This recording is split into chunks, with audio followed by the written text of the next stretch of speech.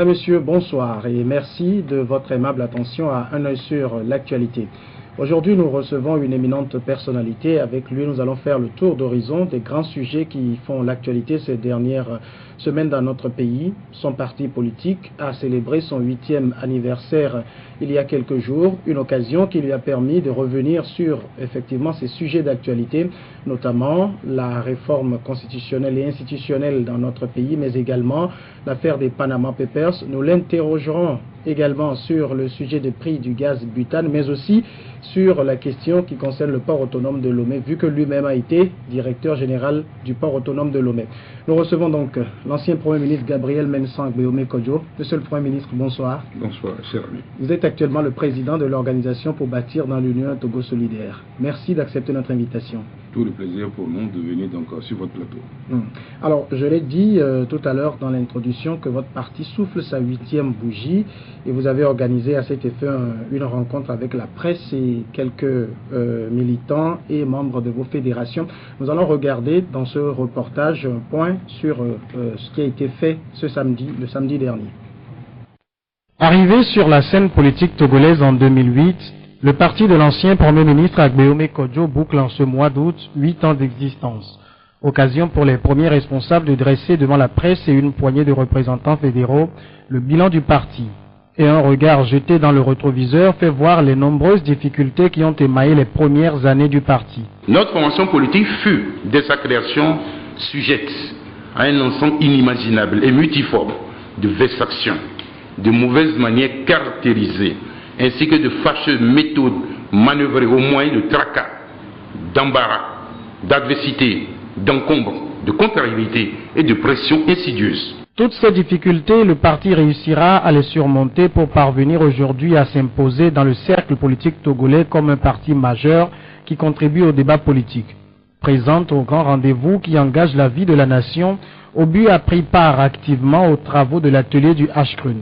Cette célébration est d'ailleurs l'occasion pour le parti de dire tout le bien qu'il pense de cet atelier. Le Ashkrun a réalisé une prouesse en rassemblant en moins d'une semaine des acteurs venus de divers horizons antagonistes en vue de changer leurs réflexions et avis relativement à un certain nombre de réformes urgentes à caractère politique, économique, social et culturel dont l'horizon va au-delà des attentes pressantes de la population. Autrement dit, à Obu, on pense que les travaux du Ashkrun offrent une plus grande perspective aux réformes de tous ordres que ne le fait la proposition de loi déposée par l'ANC et l'ADI, proposition de loi dont le parcours s'est d'ailleurs achevé ce vendredi 5 août à la commission des lois de l'hémicycle.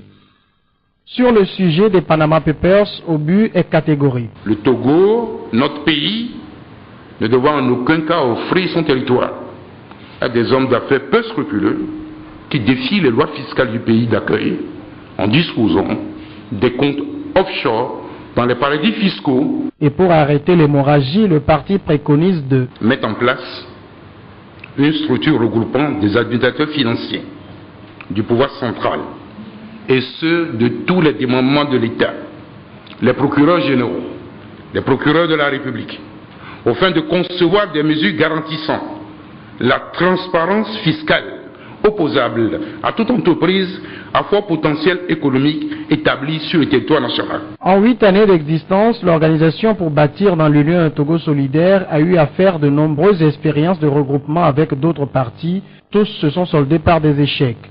Mais Obu continuera d'essayer tout en se préparant aux échéances à venir. Ce 8e anniversaire est placé sous le signe de l'espérance. Alors, Monsieur le Président, le moins que l'on puisse dire aujourd'hui, c'est que le parcours n'a pas été facile pour votre formation politique. Quand vous regardez dans le rétroviseur, qu'est-ce que vous retenez?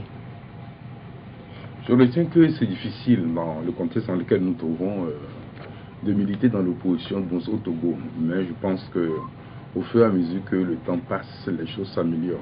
Je crois quand même que c'est pas facile d'être opposant, en tout cas dans notre pays. Et peut-être de toute façon aussi bien en Afrique, parce que avant de venir ici, j'étais avec un Porsche d'une très grande personnalité du monde dans la sous-région. Et puis, quand il me raconte dans tout les tracas que subi du moins son mari, voilà. Donc, Ce n'est pas un phénomène propre au Togo, mais c'est un phénomène que nous pouvons observer ici ou là. Ce n'est pas aisé d'être leader politique de l'opposition en Afrique et au Togo en particulier. Mais le cas de Obu, comment vous l'expliquez? Parce qu'il y a eu d'autres formations politiques qui se sont créées sans heurts.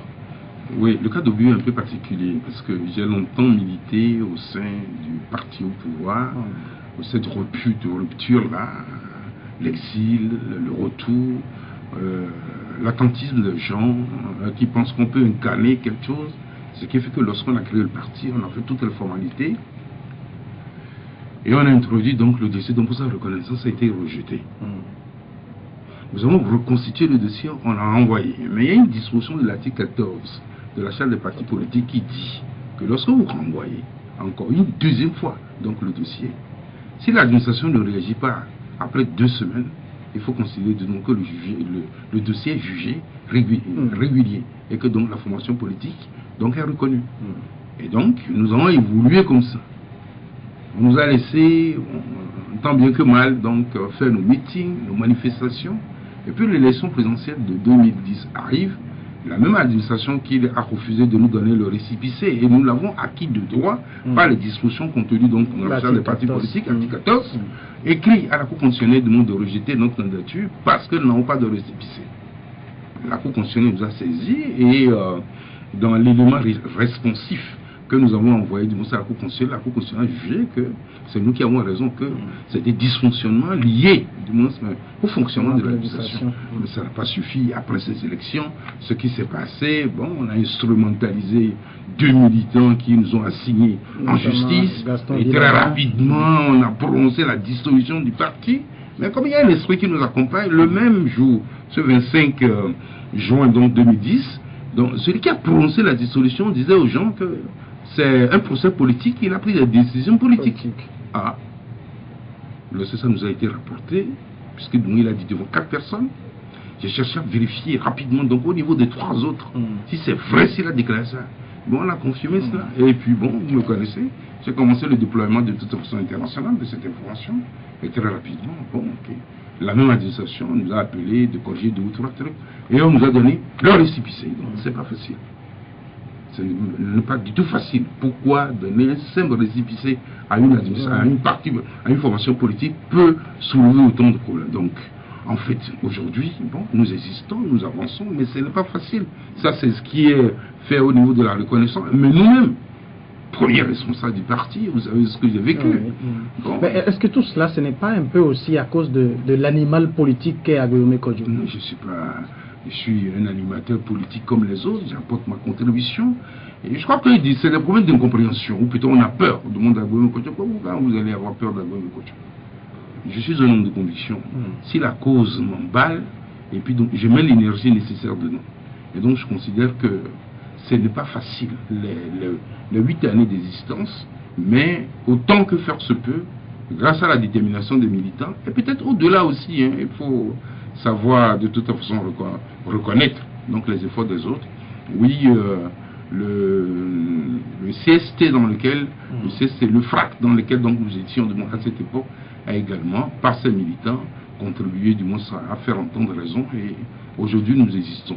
Nous essayons de regarder donc à l'avenir avec confiance qu'est-ce qu'on peut apporter parce que les attentes des Togolais sont nombreuses et personnellement j'ai le sentiment que nous ne le faisons pas assez pour que les Togolais puissent en tout cas vivre dans un environnement de démocratie, de liberté, de justice, voilà, et de respect de leurs droits. Donc nous avons du boulot à faire et ça il faut forcément de toute façon qu'il y ait une synergie entre les forces qui luttent pour les mêmes objectifs. Aujourd'hui, vous existez, c'est l'essentiel qu'on peut dire. Quel est le bilan que vous-même vous faites de ce que vous avez apporté sur la scène politique togolaise en tant que parti politique? C'est beaucoup. Bien sûr. Vous allez dire que le baromètre qui permet de mesurer l'ancrage d'une formation politique, c'est par rapport à ce nombre d'élus à l'Assemblée nationale.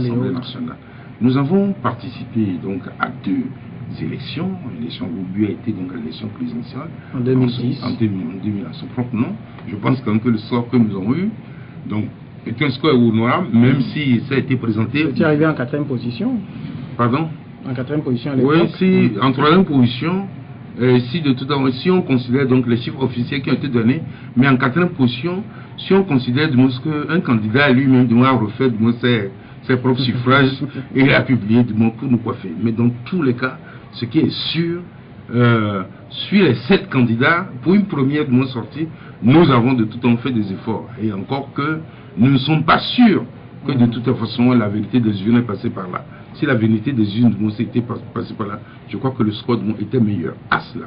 Et d'ailleurs même, ceci justifiant cela. Pourquoi de toute façon une formation politique qui naît 2 ans après peut-il réaliser ce score-là? Il vaut mieux de toute façon l'effacer vite donc du paysage. Ça de toute façon on est au Togo, on sait.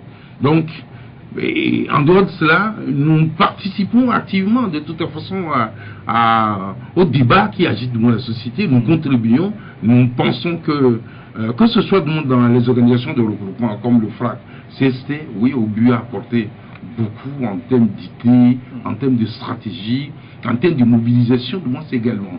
Donc, et nous existons, nous posons les vrais problèmes, nous faisons des analyses fines pour éveiller du monde de la conscience citoyenne par rapport à ceci, par rapport à cela. Bon, c'est bien, nous avons fait, comment vous appelez ça, une orientation stratégique en disant que donc les confrontations permanentes n'ont rien donné, au contraire, ça nous a amené de toute façon une plus de malheur, une plus de persécution. Est-ce qu'on peut faire autrement?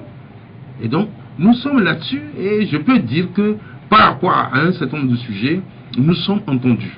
Mais maintenant, je ne sais pas si c'est parce que ça speed vite à notre niveau. Nous estimons que de toute façon, le pouvoir ne va pas vite et que de toute façon, attire pas par rapport à certains sujets.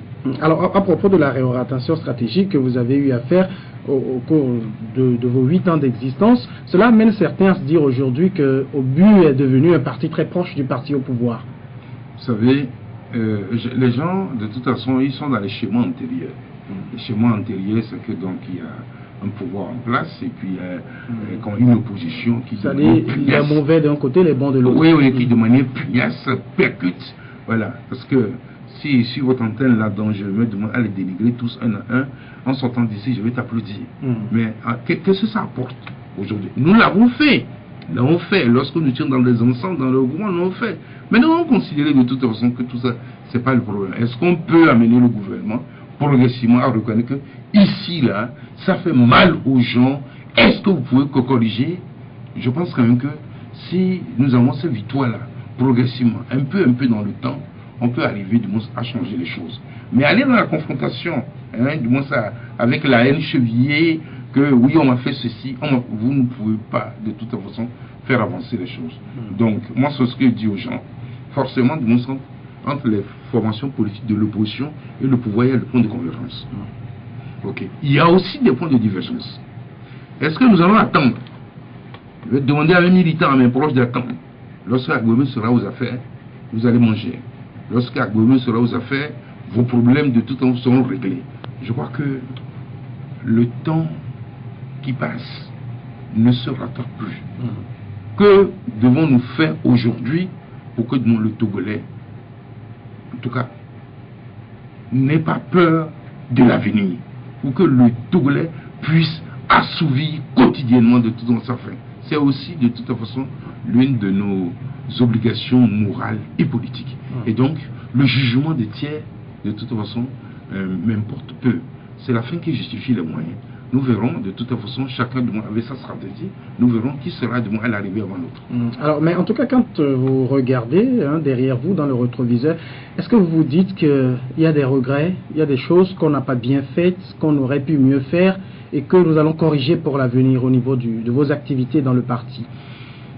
Non, je ferai de toute façon une analyse d'abord systémique, c'est-à-dire que avec les regroupements, et puis de tout, je reviendrai au niveau de OBU. Je crois que nous avons commis des erreurs. Des erreurs parce que en 2010, le pouvoir avait proposé un gouvernement d'union avec l'opposition, tout entier. Nous avons refusé. Le pouvoir a approché individuellement OBU, en proposant une dizaine de portefeuilles à OBU. Nous avons refusé. Je crois que si cette opportunité se prend demain, nous ne le réfléchirons pas deux fois. Parce que de toute façon, je pense que de 2010 à 2016, si nous étions aux affaires, nous avons pu contribuer à résoudre beaucoup de problèmes des Togolais. Nous avons dit non. Donc, c'est des erreurs qu'il ne faut pas commettre. Au niveau de l'opposition aussi, j'ai dit, avant les élections présidentielles de 2010, parce que nous avons fait du lobbying, nous avons fait des pressions dans les chancelleries et au niveau de nos relais, de nos soutiens extérieurs, qu'il va falloir de toute façon revenir sur cette histoire de deux tours et de l'augmentation des mandats. Ça a marché. Le gouvernement lui-même a initié un projet de loi, adopté en Conseil des ministres et envoyé à l'Assemblée nationale. Il aurait suffi que l'opposition parlementaire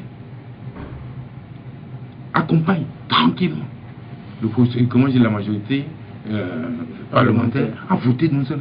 Il n'y a pas d'exigence formulée.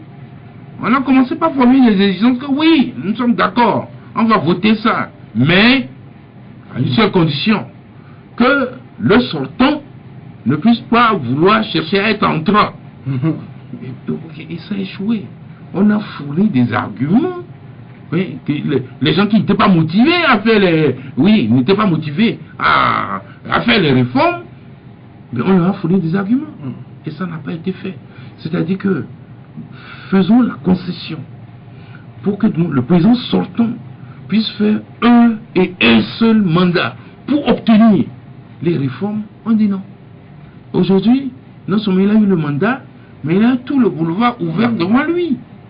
Et voilà. Donc demain, si une telle situation se représentait, même nous ne sommes pas de toute une formation parlementaire, mais nous ferons tout et tout auprès de ceux qui nous représentent au niveau du Parlement, qu'il y ait une nouvelle approche qu'il faut avoir pour donner une chance. Donc, si vous voulez, aux réformes dans le pays. En fait, et pourquoi les gens sont si accrochés à cette histoire de réforme et de deux tours? C'est lié au fait que c'est la misère. C'est les difficultés économiques que rencontre chacun des Togolais. Et les gens se disent, si on limite, mais si on fait deux tours, ils vont partir. D'autres viendront, nous allons respirer. Est-ce que quand d'autres viendront, ils respireront mieux? C'est à vérifier. Donc voilà à peu près. Donc, mais d'une manière ou d'une autre, comme de toute façon le président lui-même s'est engagé à faire les réformes, à limiter, il n'y a pas de problème de toute façon. Essayons de l'aider, de l'accompagner pour que nous puissions arriver à ce résultat. Maintenant au niveau du parti. Au niveau du parti, oui, je viens de le dire, comme nous a proposé dans une dizaine de porteurs, on a refusé. Mais personnellement, je ne ferai plus de confiance aveugle. C'est-à-dire? C'est-à-dire que je prends cette histoire donc de répartition des sièges du moins, mais au niveau du scrutin législatif de 2013, nous avons fait confiance, mais nous avons été trahis. Nous avons fait confiance pourquoi? Il nous a été dit formellement que si Obu gagne des sièges, il le gagne pour le CST. Si l'ANC gagne, il gagne pour le CST. Si Adi gagne, il gagne pour ça. Finalement, nous nous sommes tous investis pour obtenir les résultats. Et les résultats qui ont été obtenus ont été divisés, répartis sur ANC et sur Adi. Parce que ce qui est sûr, ni l'ANC ni Adi ne peut affirmer sans trembler que sans de toute façon le collectif selon le Togo qui pourrait arriver de ce niveau-là. Et donc je dis, je ne ferai plus de confiance avec eux. D'accord. Alors, vous avez également effleuré au cours de votre rencontre avec la presse la question sur, par exemple, la participation à d'autres regroupements. Est-ce qu'aujourd'hui, Obu va faire cavalier seul, ou si une opportunité de regroupement se représentait, vous y adhéreriez? Oui, je crois que la réponse se trouve dans ce que vous venez de dire. Dans ce que je vais dire, que je ne ferai plus de confiance. Si demain, les circonstances l'exigent que nous devons faire une coalition pour aborder un scrutin, de toute façon, rien ne sera négligé. Rien ne sera négligé parce que on ne peut pas, je prends rien que dans la ville de Lomé, on ne peut pas, dans un classement de la ville de Lomé, mettre devant moi Raja à la 9e place, je vais accepter. Donc c'est pour ça que je dis aucun détail ne sera réglé et ne sera négligé, et que je ne ferai plus de confiance aveugle à qui que ce soit. Mais à défaut, vous feriez cavalier seul? De toute façon, c'est le contexte, du moins qui détermine, les contextes qui détermineront donc la posture que nous aurons. Ce n'est pas facile d'aller seul, de toute façon, dans un... Oui, on n'a pas encore, du moins, atteint l'âge critique qui nous permettra de dire que nous voulons nous affilier. Mais seul, l'idéal, c'est d'aller dans des regroupements. Parce qu'en fait, le regroupement que je prônais, que CST et Arc-en-Ciel de se mettre ensemble pour aller à ces élections, nous aurons eu la majorité. Parce que unir il va être difficile à unir d'affirmer que du moins face à cette coalition du monde de l'opposition, où il n'y a pas de place, du moins mais à des sinippes où on est tous en grappe, de dire que de toute façon, qu'elle a gagné, qu'elle a la majorité, ça poserait des problèmes. Aussi bien eux-mêmes, du moins ça, l'opinion nationale et internationale. Donc en fait, la force réside dans l'union. Ça et c'est ce que nous avons prôné jusque-là. Et donc... Sans être entendu. Oui, sans être entendu, mais bon, les gens veulent nous entendre, mais si nous voulons nous allier, de toute façon, c'est ce qu'ils veulent. Et c'est ça aussi qui pose problème. Au jour d'aujourd'hui, l'ANC, comme on a dit, ils sont représentés à l'Assemblée, ils ont 19 députés. Quelle est l'efficacité de ces 19 députés? On aurait pu ramasser plus de sièges si nous avions du moins accepté de faire alliance avec Arc-en-Ciel. Cette dynamique-là aurait pu rassembler beaucoup de choses. Mais bon, ça donne quoi? Ou le fait de dire que non, écoutez, essayons de faire une alliance plus large pour aller aux élections. Non, non, moi ça je peux gagner. Bon, vous allez, on vous dit que vous n'avez pas gagné. Bon, ça apporte quoi? Du temps perdu, et puis il y a des gens qui meurent, et parce que de tout ils sont angoissés. Bon, ils se disent, mais quand ça sera fini, cette affaire-là. Donc, c'est pour ça que la dernière fois je parlais de remise en cause totale de la façon dont nous avons engagé le combat politique. Il faut qu'on se souvienne de ce que des gens comme Aboibor, G.Chris Olympio, Eden Kodjo, Aïva, en tout cas l'opposition naissante, comment de toute cette opposition a fonctionné pour pouvoir avoir un certain nombre d'acquis, notamment la libération de la presse, du moins, le multipartisme. Donc il y a une posture, c'est-à-dire que le dialogue, ou du moins oui, le message était unique. Et la base militante également répondait. Aujourd'hui, le peuple a plusieurs messages au niveau de l'opposition. Agboibor dit ceci, Jean-Pierre Fabre dit ceci, Apévon dit ceci, Agboibor dit je ne suis pas content, et ainsi de suite. On ne peut pas aller loin. On ne peut pas aller loin si quelqu'un pense que dans cette cacophonie de messages que nous adressons à l'opinion, que en fait de tout temps qu'ils comprennent quelque chose, que ça les motive de nous soutenir. Je crois que la personne, en tout cas, n'est pas dans le voile. Mais est-ce qu'aujourd'hui, Abéomé Kodjo, avec l'aura que vous avez et les titres que vous avez derrière vous, est-ce que vous ne souffrez pas un peu de ce dont souffrent certains politiciens au Togo, c'est-à-dire quand ils reviennent du camp d'en face, chez eux, dans l'opposition, ne leur fait pas confiance? Regardez tout autour de nous. Si les Burkinabés de tout temps avaient cette mentalité-là, Roch Kaboré ne sera pas président de la République. Macky Sall non plus. Macky Sall non plus. Et puis je vais vous dire ceci. Moi, la première sortie que moi j'ai eu fait en tant que président de l'Assemblée nationale pour aller au Canada, je crois que c'est une assemblée parlementaire francophone, Roch était aussi du moins à cette réunion, mais il était venu avec le statut de vice-président. Je n'en dirai pas plus. Le problème, c'est que on voit la vérité en face. Je disais à quelqu'un là, peut-être hier là, au cours d'un débat assez houleux, que la vérité, elle est perçue à géométrie variable selon celui qui l'affirme. Je peux dire quelque chose maintenant que les gens vont rejeter. Peut-être que quand Jean-Pierre Fabre va le dire, on va dire oui, c'est ça qu'il faut suivre. Mais en fait, c'est exactement ce que dit Agboibor. Mais parce que ça sort de la bouche de Agboibor qui, en tout cas, personnage politique autour duquel on construit, si vous voulez, une imagerie. Bon, c'est comme rien de bon ne peut venir de Nazareth. C'est exactement rien de bon ne peut venir de... Oh, les gens se trompent. Voilà. Et donc, je crois quand même que au niveau même de l'opinion, au niveau du peuple togolais, nous avons du moins un travail sérieux de à faire. Et donc, vous me demandez si je ne trouve pas de ça. Moi, je reste également moi-même. Je sais ce que je veux.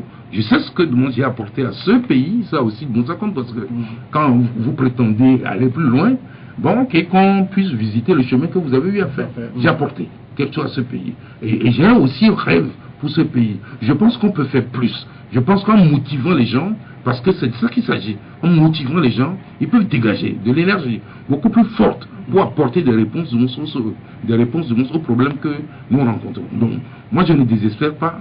Je crois quand même que la compréhension viendrait du moins, mais dans l'esprit, dans l'imaginaire des Togolais, à un moment donné, on comprendra que la force, en tout cas, la force de ce pays, et là, je vais plus loin, la force de ce pays réside dans l'union, dans le rassemblement, donc de toutes les compétences, de tous horizons.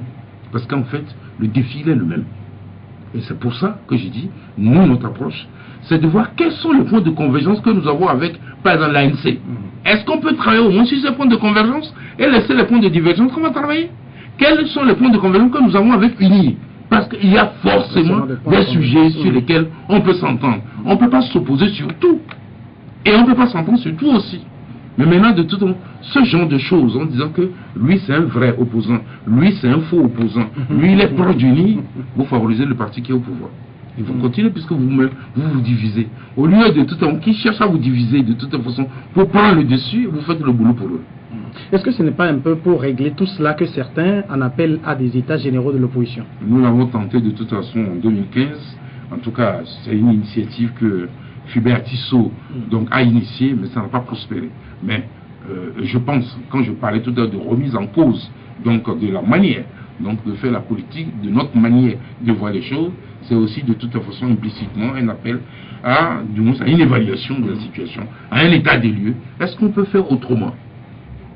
J'ai lancé un appel aussi la dernière fois en disant que, au cours d'une émission, en disant que, à Fabre, que nous l'acceptions de gré ou de force. Tu es dans une posture de leader de l'opposition aujourd'hui. Depuis que ce statut t'a été conféré, mesure le temps et mesure de tout les actes que tu as posés. Tu n'es pas leader de l'opposition en l'air.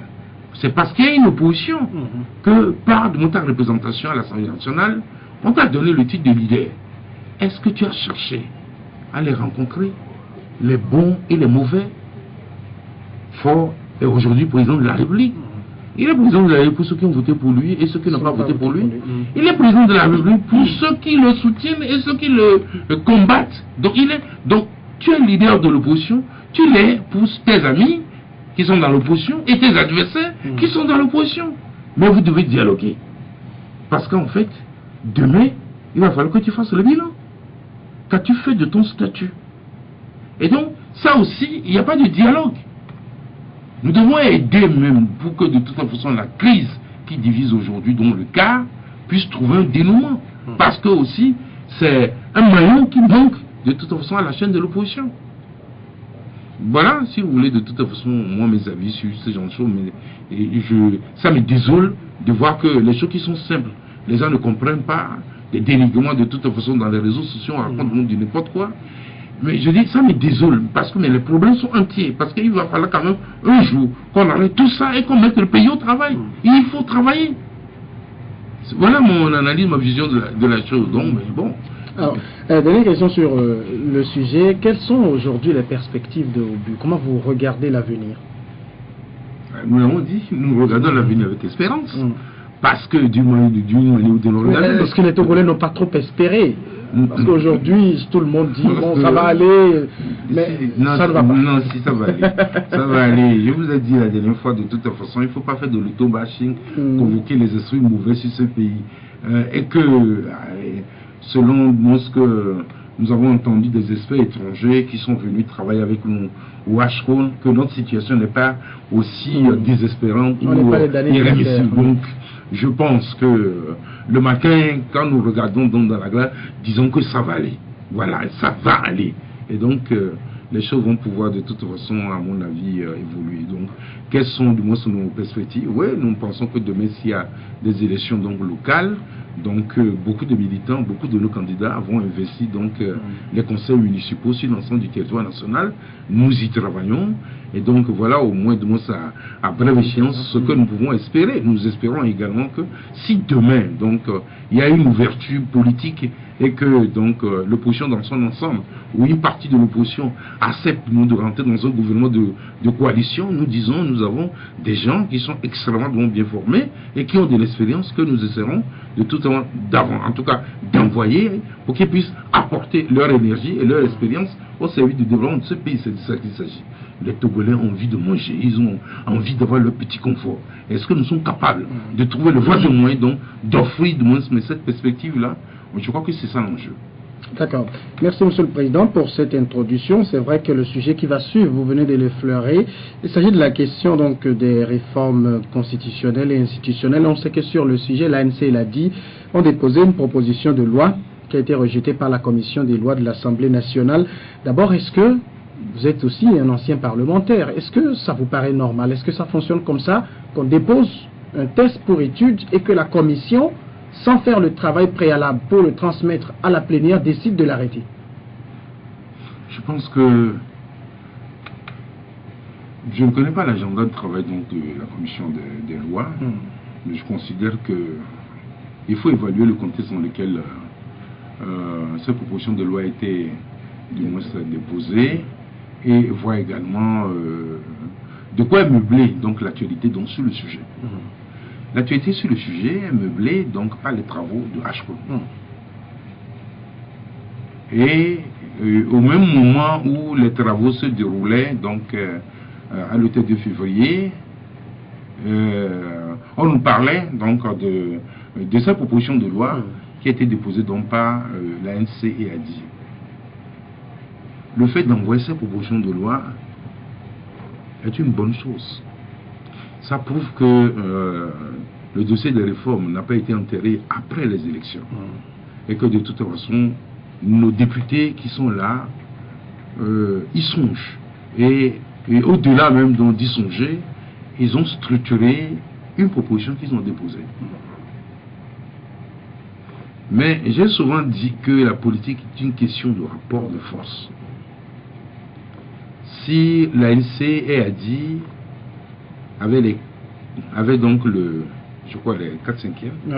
Oui, avec les 4/5e. La question ne se poserait pas. Ça veut dire qu'ils déposent, le lendemain on dit que c'est adopté. Procédure d'urgence. Ils peuvent le faire. Ils n'ont pas la majorité. Et pour donc que la loi passe, il faudrait trouver forcément un compromis avec cette majorité. Vous dites qu'il n'y a pas de mandat impératif, que c'est des députés de la nation. Ça veut dire qu'ils ne répondent pas de toute façon de leur base, ils décident de manière souveraine. Les gens disent non. Au même moment, je dis bien au même moment, avant même qu'ils ne vous disent non, il y avait les travaux de HCON à 2 pas. Donc, de ce qui fait aujourd'hui office donc du siège de l'Assemblée nationale. Parce qu'il y a un nouveau siège en construction. Non, ça c'est vrai, oui, grâce à la coopération chinoise. Vous avez Adi envoyé son secrétaire général, le docteur Wadi, un élément brillant, donc que j'admire. Donc, Adi envoyé, mais l'ANC n'a envoyé personne. Vous savez, il n'est pas interdit de toute façon de réviser la Constitution.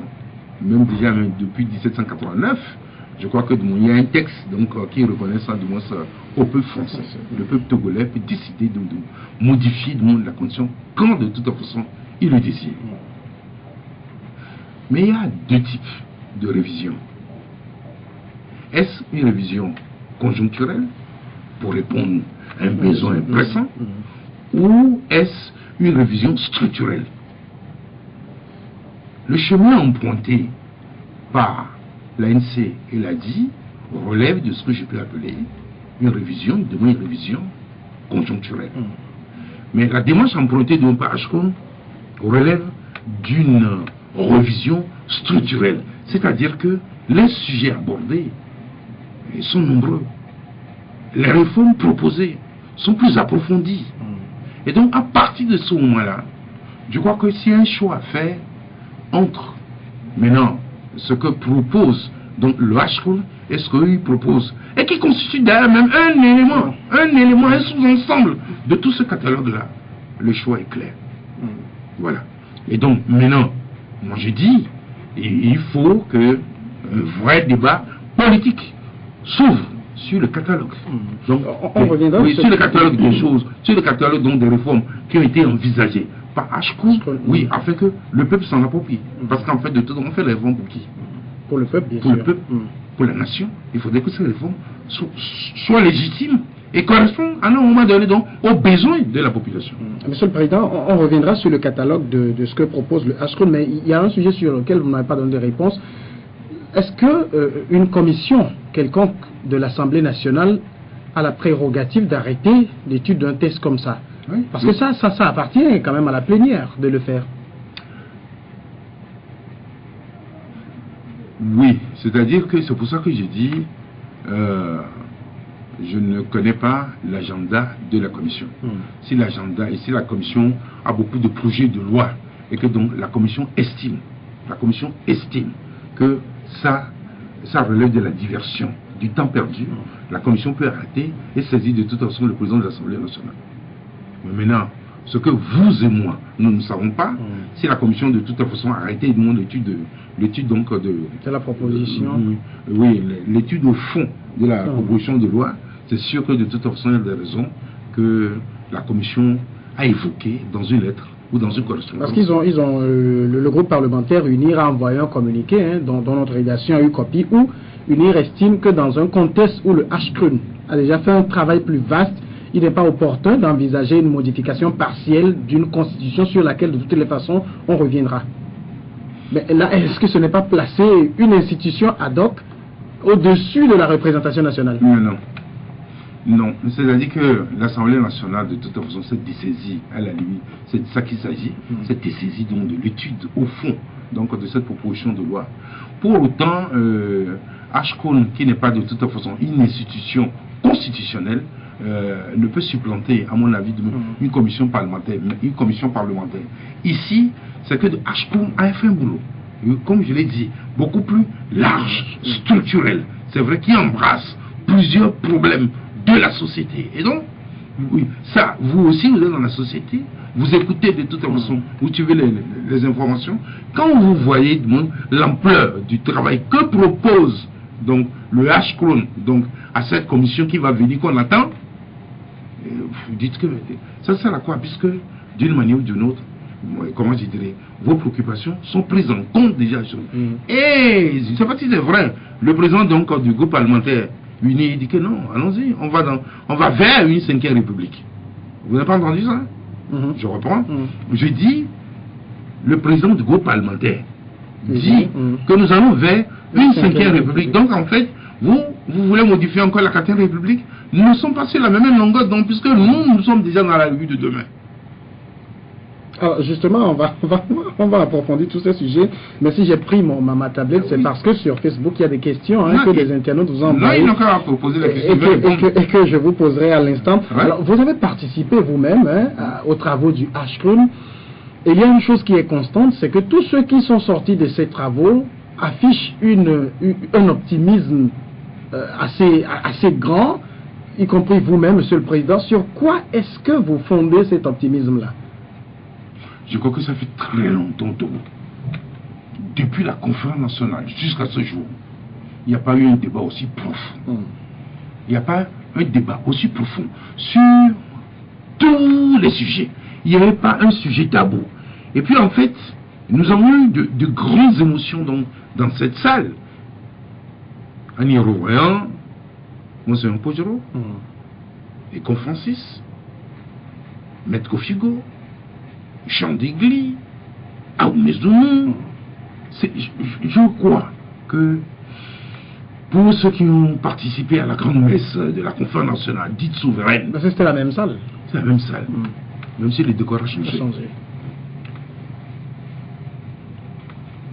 C'est au nom de cette espérance-là qui s'est levée dans la salle que nous disons que le gouvernement doit hâter le pas pour la mise en place de la commission qui est chargée de connaître les conclusions de nos travaux pour pouvoir nous proposer rapidement quelque chose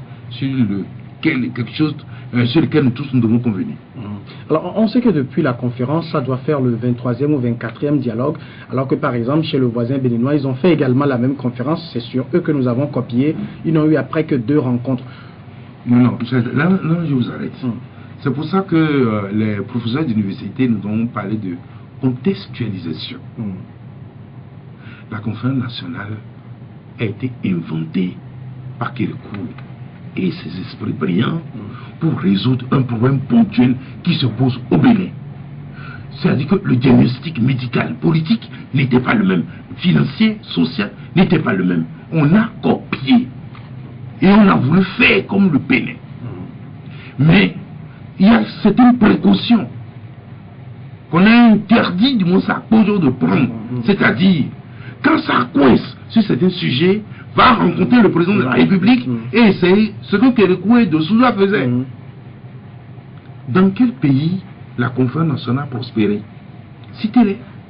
Le Tchad, le Bongo, et, comment dire, et Gabon, et Congo-Brazzaville, Niger, nulle part. Il n'y a que le Bénin. Il n'y a que le Bénin. Tout ça pour dire simplement que le problème, c'est qu'il y a un problème au Bénin. Ils ont trouvé une solution, ils ont trouvé une thérapie. Et de tout temps, ça a réussi là. Tous ceux qui ont cherché de moi à faire, comment on dit ça là, à considérer cela, cette démarche comme une pensée pan-africaine, de toute façon, oui, c'est vrai. Et on continue de traîner encore, de payer les factures aujourd'hui, mais ça n'a pas réglé, du moins c'est la maladie. Au contraire, ça a compliqué, amplifié, réel. Mais pour autant, c'est un grand mouvement, une grande rencontre.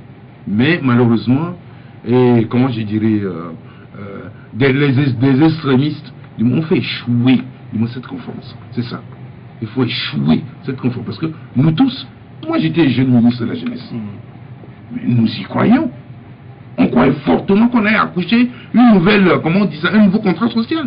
On y croyait. Mais quand ils ont commencé par faire des télévisions avant, les gens de tout le monde qui venaient du monde, comment je dirais, m'envahir du monde à la maison pour que je leur donne l'accréditation, parce que nous étions 2 à offrir l'accréditation. Iou, du côté de l'opposition, et Agbeomé, du côté du pouvoir. Bien sûr, Iou, ça doit être un inévit, du monde qui a délégué ce pouvoir à ce niveau, bien sûr, avec l'accord de l'opposition. Et moi, c'est Baké qui a des délégations. C'est-à-dire qu'il faut 2 signatures pour être délégué. Si vous voulez rentrer dans la salle, si vous prenez la signature de monsieur l'opposition, vous allez prendre la signature, oui. Et tous ces gens, quand ça a tourné, et puis bon, ils sont devenus des gens méconnaissables, des loups qui criaient. Non. C'était un moment historique pour le pays. Des gens, aussi du côté du pouvoir comme du côté de l'opposition, vous avez fait de grandes choses pour le pays. Les gens sont venus avec grandes idées, mais la salle a été dominée par, de toute façon, les extrémistes. On ne peut pas le nier. C'est réaliser les cassettes. Et il m'arrive de temps en temps, de tout en temps, quand vous dites que oui, il a pleuré, il a dit qu'il travaillait pour un chef d'État. Vous n'avez pas entendu qu'il y a... Je ne suis pas ministre. Oui, je suis de l'Intérieur. Oui, qu'il travaille pour un chef d'État. Vous n'avez pas dit que je travaille pour mon pays. Les gens ont coupé. Je regarde. Et puis bon, je me dis, bon, ça fait partie de l'histoire. Mais d'accord, si je vous pose quand même la question sur la multiplicité des rencontres inter-togolais, c'est parce que ça en fait quand même beaucoup. Oui, et on n'arrive jamais à trouver la solution. Non, je crois quand même que les rapports n'étaient pas si distendus et méfiants comme ça avant la conférence nationale. Quand vous dites que dans les accords ne lisent que les signataires, si nous prenons aujourd'hui, on va s'amuser. Hein. Bon, j'ai dit à mes amis de l'opposition que c'est pas mon idée. Si nous prenons du monde de la PG, si les rapports n'ont lié que les signataires, essayez du monde de regarder ces signataires. La plupart de tout en haut, certains ont changé de camp, d'autres ont disparu. Donc en fait, oui, je dis non. On fait un jeu, hein, donc c'est pas le fond de ma pensée. Mais ce qui ont signé là, si les accords ne liaient que les signataires, et donc c'est comme la caduque, comment je dirais, la CPP, où aujourd'hui, le Conseil du chef de l'État, l'UFC, où aujourd'hui, l'UFC, oui, du moins Conseil du chef de l'État, le PDR d'Aïva, bon, pratiquement, bon, voilà. Bon, il reste qui? Donc, il y a tellement de choses dedans que, bon, voilà, en temps, oui, voilà. Et donc, pour dire que nous sommes sortis de cette conférence plus divisés que nous l'étions pensé. Moi, je dis aux gens, j'ai vendu des cigarettes, des conteneurs de cigarettes dans ce pays, dès qu'on faisait la Sonacom. Je ne fumais pas. Je ne fumais pas. Je n'ai jamais fumé avant la conférence nationale. Mais pendant la conférence, on était dépassé. Il dit, bah, d'abord, on se pose des questions. Est-ce que c'est réel ce que l'opposition a raconté là? Hein? Nous sommes dans un truc là, on travaille avec quoi? Avec un monstre? On a commencé par fumer que c'est pas vrai. Jusqu'à ce qu'on découvre que non, que c'est un montage, en tout cas sur un certain nombre de sujets. Alors d'accord, sur le sujet, il y a Boniface Bawara sur Facebook qui demande en définitive, est-ce que vous croyez à la bonne foi du parti au pouvoir mieux que vous redoutez la mauvaise foi de l'ANC et ses alliés, parlant de la multiplicité de ces rencontres, et aujourd'hui on est optimiste au sortir de l'atelier du HFN. Est-ce que vous croyez à la bonne foi du pouvoir? Non, je crois quand même que de toute façon le président de la République est face à ses responsabilités.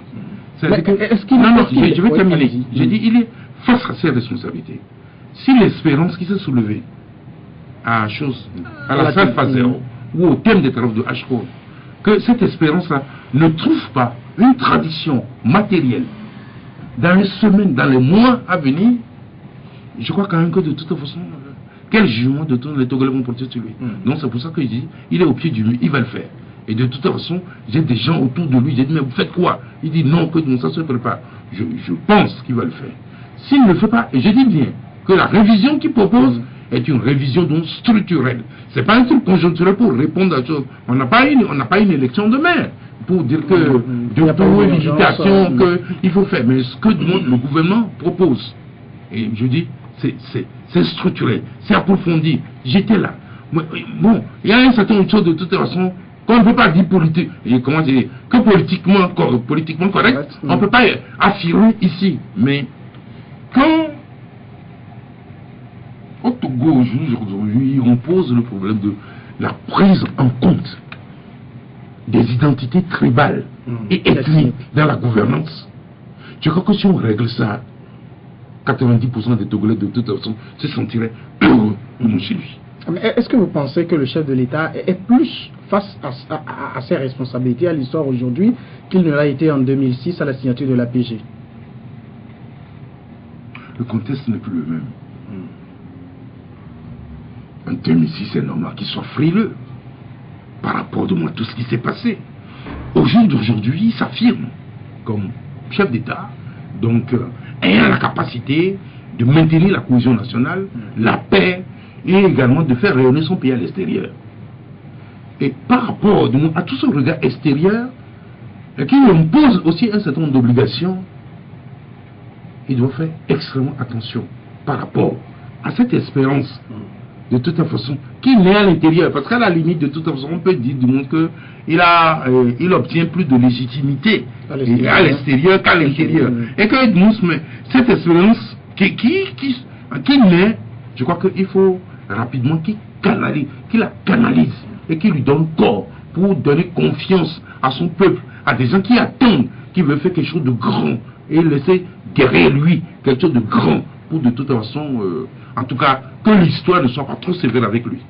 En tout cas, sur Facebook, Boniface Bawara parle de la mauvaise foi de l'ANC et ses alliés, parce qu'aujourd'hui, si le chef de l'État devait faire une modification constitutionnelle ou institutionnelle, ça doit passer par l'Assemblée, s'il n'opte pas pour la voie référendaire. Excellent. UNIR n'est pas majoritaire non plus, ne peut pas à lui seul faire ces réformes-là, parce qu'il faut 72 députés pour avoir les 4/5e. Est-ce qu'il pourrait y avoir une mauvaise foi du côté de l'ANC qui bloquerait les choses aussi là?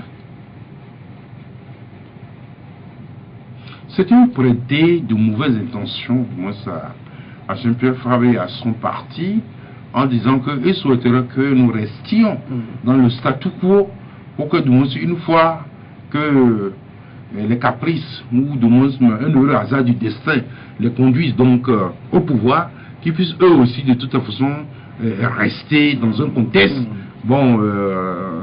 qu'on dénonçait hier, mais qui de toute façon n'est pas mauvais, du moins pour ceux qui en profitent ou ceux qui sont. Donc, mais je pense que ils n'ont pas, en tout cas, ils n'ont pas l'intention donc de bloquer les choses, mais c'est manque d'expérience et manque de stratégie, donc qui ont fait que nous n'avons pas pu, du moins, obtenir la limitation des mandats et les 2 tours avant la présidentielle donc d'avril 2015. Oui. Alors sur le sujet, il y a Jean Lodonou qui pose une question. Il dit: pourquoi vous tous politiciens vous attaquez vous à l'ANC comme si ces errements empêchaient RPT Unir à mettre, je lis sa phrase, à mettre en œuvre son programme de société?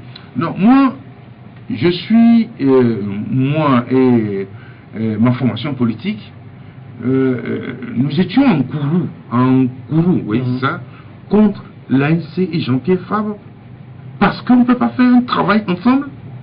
Et vous allez confisquer les résultats en disant, même au niveau du gouvernement, les gens considèrent que non, c'est pas ça. Parce que donc eux, s'ils étaient en tout cas à la place de d'autres formations qui étaient membres donc, du collectif Sauvons le Togo, ils devraient aller réclamer leur dû, du moins à l'ANC, parce qu'ils touchent quelque chose. Hein? Ils touchent quelque chose donc des finances publiques, pas leur représentation à l'Assemblée nationale.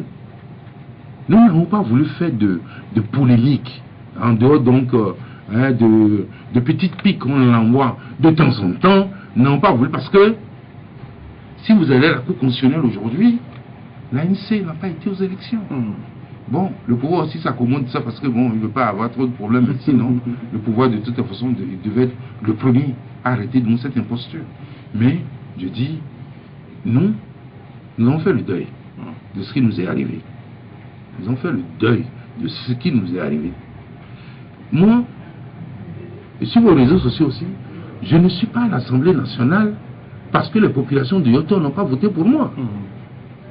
Mais vous avez suivi de moi les gens entre Jean Kissi et puis le porte-parole de Unir pour ces élections locales. Que lorsqu'on a voulu le siège à Goyome Koudjou et on vous l'a donné, pourquoi vous n'avez pas refusé? Moi, quand je prends le truc de ce qu'on a fait au niveau de HCOM, on parle maintenant donc d'un tribunal électoral. S'il y avait un tribunal électoral, mais donc j'aurais saisi le tribunal électoral, on m'aurait donné de mon essai puisque je l'ai effectivement gagné. Je l'ai effectivement gagné. Voilà. J'ai au moins gagné mon siège. On ne me l'a pas donné pour des raisons multiples. Nous étions informés avant le scrutin.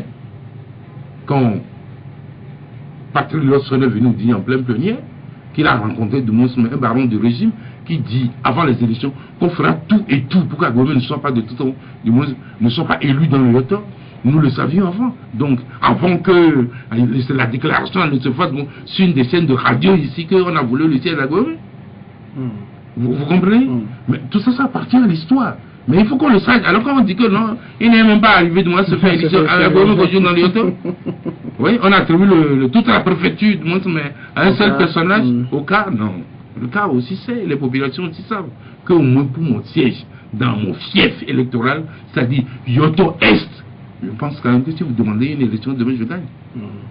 Si c'est transparent. Alors, d'accord, on va revenir sur le sujet de ce que vous avez fait comme travaux au niveau de l'atelier du HCRUN. C'est vrai, aujourd'hui, il y a eu sur le site du HCRUN les conclusions de ces travaux qui ont été rendus publics. On a lu un peu pour comprendre un peu ce qui a été fait là-bas. C'est un travail gigantesque qui a été fait. Et pour mettre tout cela en branle, est-ce que vous plancheriez plus pour l'option référendaire? C'est pour ça que révision constitutionnelle, donc pas le mécanisme parlementaire, ou aller vers un référendum constitutionnel, il faut ouvrir le débat. Je considère que, de manière objective, que c'est une révision structurelle, profonde, qui n'a rien à voir avec les éléments constitutifs de la Constitution, donc du 27 avril 1992. Ça fait 25 ans aussi bientôt, donc cette constitution de a été votée. Nous savons les contextes dans lesquels donc, la constitution là, a été votée.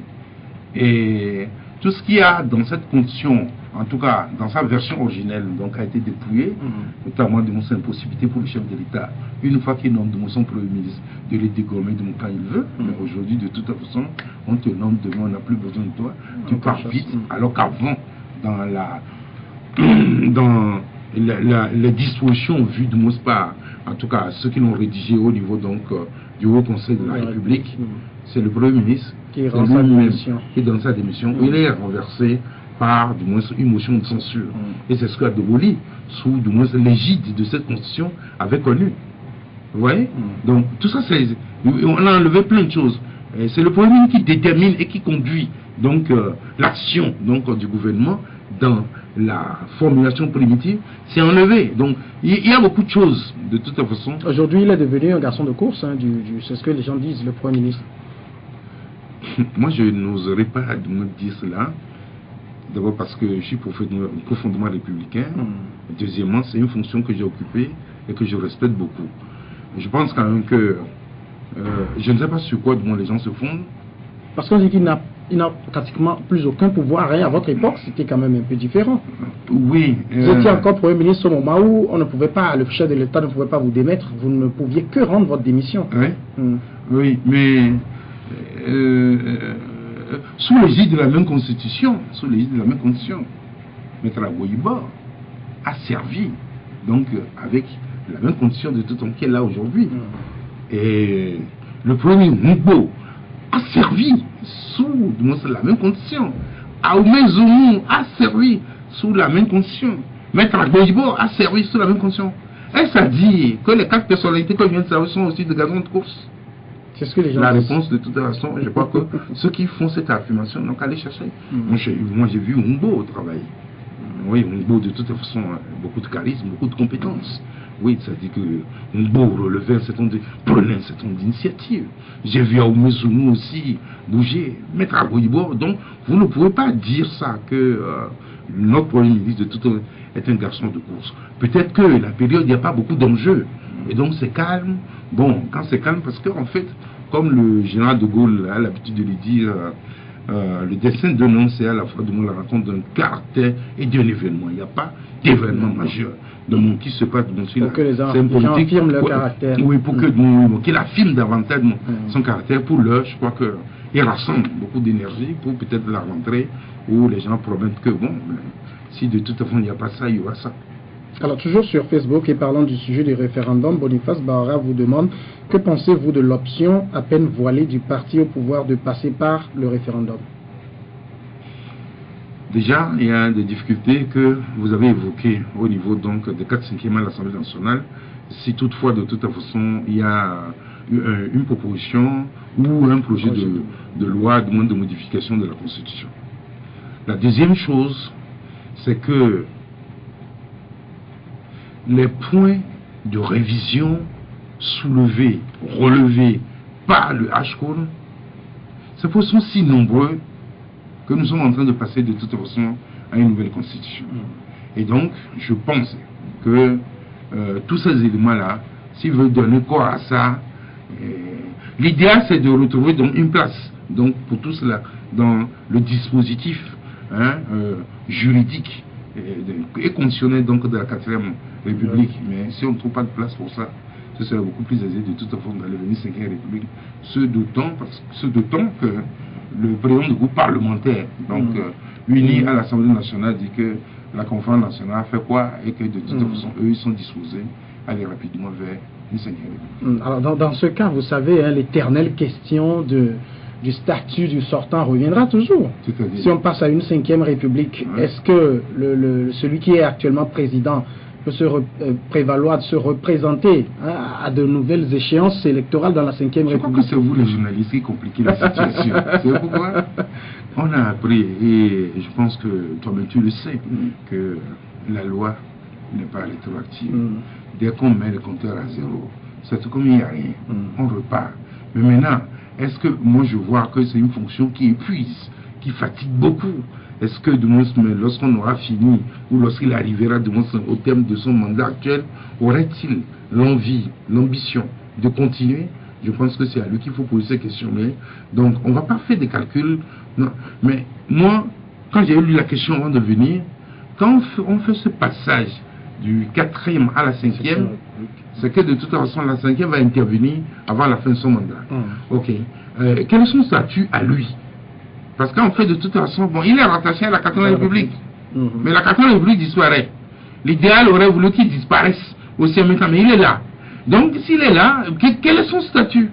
Le statut dont, ceux qui vont rédiger la Constitution vont dire que, en tout cas, le chef de l'État est en fonction jusqu'à la fin donc, de son mandat, et que donc c'est au terme du mandat là que cette nouvelle constitution peut donner toute l'amplitude voilà, dans tous les domaines. Mais changer de république, ça bouleverse quand même beaucoup de choses. Comme quoi? Au sommet de l'État, c'est un grand bouleversement. Quand on parle d'un passage d'une république, par exemple, sur le régime présidentiel et tout ça, oui. C'est des changements qui vont intervenir. Mais naturellement, ça ne pose aucun problème. Vous opterez, par exemple, vous, pour un régime présidentialiste? Ça veut dire quoi? Parce que bon, le mot, c'est un contenu. Si vous non, moi je considère que dans nos pays, il faudrait de toute façon avoir un régime présidentiel, c'est-à-dire que donc un président fort. Oui, le président, oui, des institutions qui sont fortes, mais pas animées de toute façon par des gens qui ne sont pas forts. Il faudrait de toute façon, quand vous avez les institutions fortes, des hommes forts, des hommes forts, donc pour les animer, parce que nos pays sont tels que si l'autorité est faible, il y a tellement de dérives. Aujourd'hui, il y a plein de choses, mais les gens ne voient pas. Il y a tellement de dérives ici, mais le régime du monde n'est pas fort. Donc, quand les gens disent que non, il faut faire un régime parlementaire, il faut que le président de la République inaugure des chrysanthèmes. Nous avons entendu tout ça. Nous avons entendu tout ça. Oui, et chacun a pu avancer les arguments pour soutenir. Voilà. Nous avons entendu tout cela. Mais, en tout cas, je dis, de mon point de vue, pour nos pays, pour construire et avancer, institutions fortes, mais ceux qui l'incarnent doivent également assez fort. S'ils sont faibles, ça ne marche pas. Mais maintenant, quels sont les garde-fous qu'il faut mettre? Parce que vous connaissez les constitutions en Afrique. Par exemple, le cas Idriss Déby, qui a sauté un verrou et qui revient après, qui dit, bon, maintenant, je vais le replacer. Est-ce qu'il faut faire souffrir la constitution de la volonté d'un homme chaque fois? Ou bien il faut mettre des verrous pour dire, il y a sur un certain nombre d'articles qu'on ne peut plus revenir? Ça veut dire que la poursuite des Déby, c'est ça qu'on appelle donc des révisions de moisson conjoncturelle, en fonction de la conjoncture, en fonction de la volonté de toute façon de rester, de briguer du moins son nouveau mandat, du moins on prend la liberté avec les textes et surtout on dispose donc d'une majorité. Je ne pense pas que pour nos pays, en tout cas, toucher les constitutions pour assouvir donc des besoins personnels ou des intérêts personnels, je ne pense pas que ce soit le chemin. Le chemin, quand du moins on s'entend donc sur les textes, il faudrait du moins que la démarche qui doit conduire du moins à modifier ces textes-là ait un fondement légitime. Et cela suffit? Si je te dis, je n'ai pas dit que la démarche soit légale. J'ai dit un fondement légitime. C'est-à-dire qu'il y ait une adhésion par rapport à ça. Que les gens ne considèrent pas que, bon, ok, ce tripatouillage-là obéit à la volonté de maintenir ceci au pouvoir. Non. Voilà. Et donc, au jour d'aujourd'hui, moi je dis, il y a des droits nouveaux. Vous savez, je disais à une grande personnalité dans ce pays il n'y a pas longtemps, donc je crois qu'on s'est retrouvé à Paris, et je lui disais que quand on rédigeait donc la Constitution de 1992, il n'y avait pas d'internet, il n'y avait pas de smartphone. Le monde a changé. Et vous avez des droits aujourd'hui qui doivent être protégés. Le droit de l'image, droit à l'image, droit à l'intimité. Quelqu'un me voit la dernière fois à l'aéroport, la claque, prend en photo, on voit Lomé ici, à Gounkodjo, affiche Jean-Pierre Favre, il n'y a pas dit bonjour. Alors que Jean-Pierre Favre, on était dans la même cabine. Oui. Et qu'au-delà même, de toute façon, au-delà de la politique, peut-être il y a d'autres relations qui nous lient, vous ne savez pas. Alors qu'on rigolait et tout cela. Voilà. Et donc, tout ça, c'est-à-dire droit à l'image. Donc, il y a de nouveaux droits. Et donc, on ne peut pas laisser les choses comme ça. Et donc, c'est pour ça que, ce que moi je souhaiterais, si la commission du moins finit son travail, il faut qu'elle soit mise en place, il faut ouvrir un grand débat sur la mouture des éléments qu'on veut faire entrer, du moins dans le dispositif de la 4e République, ou dans le dispositif de la Nouvelle République, qui est un débat autour. Et là, pour que le peuple s'approprie, si vous voulez, mais en tout cas, les seules nouvelles dispositions pour que demain, nul ne dise que non, moi j'étais pas au courant, non, on m'a pas dit ceci. Oui, il faut que ce débat ne doit pas rester uniquement au niveau de la classe politique, au niveau de l'élite. On doit des traductions en vernaculaire expliquer aux gens. Je crois que c'est extrêmement important. Merci, Monsieur le Président. On va passer au troisième sujet qui doit vous concerner hautement parce que ça touche un peu votre milieu. Il s'agit de cette affaire de Ouassem. D'abord, vous écoutez un peu ce que subissent les populations avec cette société-là. Une réaction? Et ce n'est pas seulement nos parents qui vivent dans le milieu seuls. Il m'arrive de me rendre au village. Jusqu'à l'entrée de Tablebo, tout va bien. Mais de Tablebo, pour aller dans mon village, à peine une dizaine de kilomètres. C'est comme si on a fait passer ma voiture. Elle est blanche aujourd'hui. Elle était verte hier. C'est comme on a fait passer ma voiture là. Je ne sais pas. Dans un désert. Dans un désert de poussière. Non, de toute façon, il y a quelque chose à faire. Je pense que nous avons suffisamment sensibilisé le pouvoir qu'il faut faire quelque chose pour au moins apaiser du moins les populations. Les gens sont là comme, bon, ils viennent exploiter quelque chose, ils n'ont rien à voir avec la population. Je pense que nous voulons des entreprises citoyennes qui, lorsqu'elles sont dans un milieu, au-delà de leurs objectifs économiques, financiers, objectifs de compétitivité, de productivité, de rentabilité, on regarde. Donc, par respect au milieu dans lequel ils évoluent. Et ça, est-ce que ce n'est pas à l'État de fixer ces règles-là? Je crois que c'est pour ça que la dernière fois, j'ai dit qu'il faut réviser les cahiers de charges. L'État a fixé, mais en fait, de tout temps, quand les gens ont commencé, ils ont pris des habitudes et tout ça, et puis l'État également, avec ses occupations de mon quotidien, donc il n'y a pas une surveillance donc, de tous les instants donc, de ces sociétés donc, qui viennent exploiter nos villes. C'est pas aussi un peu parce qu'il y a un conflit d'intérêts, parce que même ils ont des actions qu'ils ne veulent pas trop se mêler de ça, au risque de faire entorse à leur propre gain? Je ne crois pas. Parce que, à ce que je sache, à l'ouverture de Wassem, il n'y avait pas de demande d'ouverture de capital. Voilà. N'oubliez pas, parce que il faut rendre donc à la vérité l'hommage donc qui lui est nécessaire. Il fut au moment, certains responsables politiques de ce pays avaient demandé le démantèlement de cette usine qu'on devait vendre en pièces détachées. N'oubliez pas aussi du moins que ce projet-là est un projet tripartite. Togo, Ghana, Côte d'Ivoire. Bon, ok. Et ce qui s'est passé en 1993, par rapport donc au RPT dans la sous-région, où on n'a pas eu beaucoup de suffrages. Et pourquoi? Oui, parce que les gens considèrent que vous les avez abandonnés en ne cherchant pas la réhabilitation donc, de la CIMAO. C'est fait. Voilà. Donc, ça devait créer plus d'emplois pour les gens du milieu, pour le pays. Ça devait améliorer les conditions de vie de toute la façon des Togolais et du milieu. Bon, de toute les résultats sont là aujourd'hui. Moi, de toute façon, ce que je demande au gouvernement, c'est de rester ferme, de vérifier combien Wassem donne au trésor public. Et puis, de toute façon, les gens sont accusés d'être un vecteur des évasions fiscales. Je crois que si eux-mêmes considèrent qu'ils sont propres, nous ouvrons donc une enquête. Et si au terme de l'enquête, on ne trouve rien donc qui les encadre, je crois qu'ils seront lavés. Eux-mêmes seront propres. Ils pourront mieux s'affirmer. Donc, dans cette affaire, si quelqu'un doit demander, venez nous vérifier, venez nous contrôler, je crois que c'est la direction de Wassem elle-même. Et je souhaite quand même cette clarification pour que, de toute façon, leur image soit rétablie. Parce qu'ils sont considérés aujourd'hui, de toute façon, comme des imposteurs, des gens qui créent de la pauvreté dedans. Parce que, n'étant pas du moins une entreprise citoyenne, bon, ok, le sort des Togolais, la misère des Togolais, la pauvreté au quotidien des Togolais, le délabrement du milieu, de toute façon, ce n'est pas leur problème. Je pense que dans leur propre intérêt, qu'ils demandent de toute façon donc une information judiciaire soit ouverte et qu'on découvre et qu'on apporte la preuve que tout ce qu'on a dit, qu'ils ont dans les paradis fiscaux, c'est faux, qu'ils n'ont pas de sociétés offshore, c'est faux, et que de toute façon, par rapport au fisc, que depuis 20 ans, que de toute façon, ils ont payé jusqu'au dernier centime. En ce moment-là, nous serons tous là à les applaudir que voilà une entreprise citoyenne.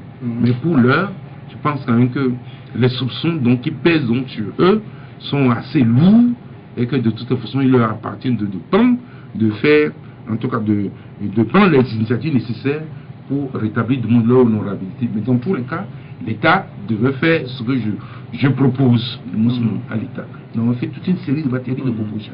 Alors, on sait que vous, hein, vous en êtes pour beaucoup dans la réhabilitation de Ouassem. Ça, c'est clair. Est-ce que vous avez des actions à Ouassem? Jamais. Jamais. C'est-à-dire que ce n'est pas que le gouvernement dispose des actions, qui les a vendues après ou qui les a cédées après. Jamais. Mais je vais vous dire ceci. Lorsque sur une entreprise pèse des soupçons d'évasion fiscale, tous ceux qui ont été hommes politiques, qui disposaient d'un mandat social, qui ont des actions là-bas, doivent se retirer. S'ils ne se retirent pas, ça veut dire simplement qu'ils se sont mis avec des gens qui de tout temps contribuent à la souffrance et à la pauvreté du monde des Togolais. Je reprends. Je dis bien, dans l'actionnariat aujourd'hui, on peut trouver des gens qui avaient un mandat, du moins public, hier. Aujourd'hui, ils n'ont pas, mais ils sont dans l'actionnariat. Ils ne peuvent pas y rester. S'ils y restent, ça veut dire qu'ils ne défendent pas les intérêts togolais.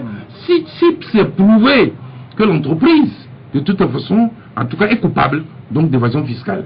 Donc, ils n'ont pas leur place là. Et donc, ceux qui ont des mandats, ceux qui ont eu un mandat public et qui sont actionnaires, ils doivent se retirer. Parce que si Ouassem, de toute façon, procède donc à des évasions fiscales, est coupable d'évasion fiscale, de contournement, donc de réglementation, quelqu'un qui dit qu'il défend les intérêts des Togolais et qu'il est dans cette actionnaire, de toute façon, n'est qu'un imposteur. Alors, vous avez été Premier ministre entre 2000 et 2002. Est-ce que vous avez reçu 10 millions de Ouassem chaque fin d'année? Vous savez, la question a été posée la dernière fois.